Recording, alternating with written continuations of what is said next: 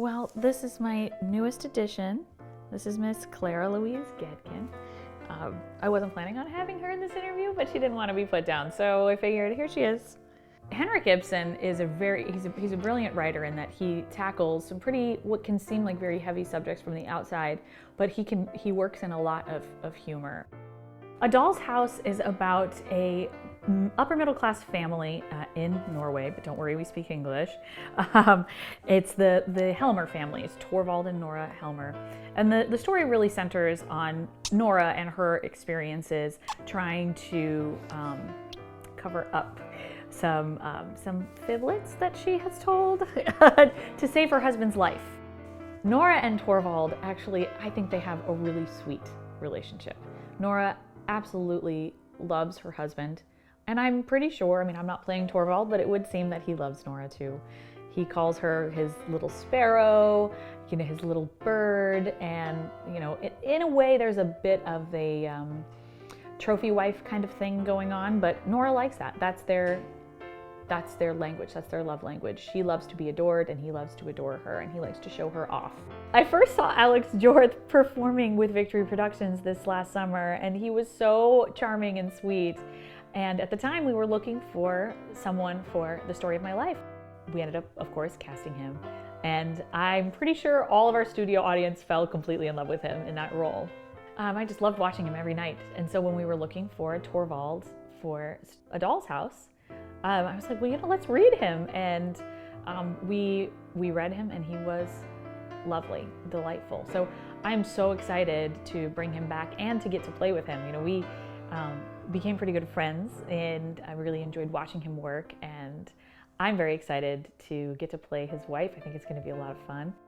The role of Nora Helmer is one of those roles that women of my age dream of playing. It's a bucket list role. It's a watershed moment in a career, and it was a watershed moment in theater history. She was one of the first really strong women to be written about in such a realistic way on stage. So I'm excited to be able to go through that kind of awakening every night. Again, I don't want to spoil any endings, but Nora gets to really discover herself every single night, and I think that is going to be exhilarating. It was written in the late 1870s. I believe it came out in 1879, and it was very controversial at the time. I believe its first production was in Denmark, and it was written about well outside of the theater criticism. It made the world stage of news.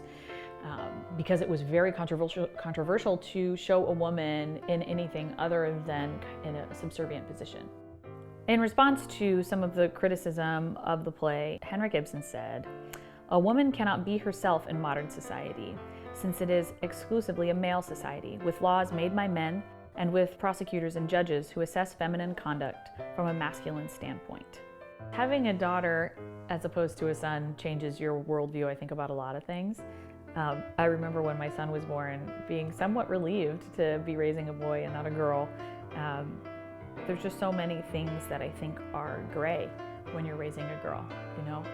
A conversation I have a lot with my husband is, how do you teach a girl to be proud of her body and love herself, but also at the same time raise her in a world where putting it on display is rather dangerous? In that regard, I think having a daughter and looking at a play like this reminds me of how important it is to continue to pursue this kind of work, and how important it is to tell these kinds of stories.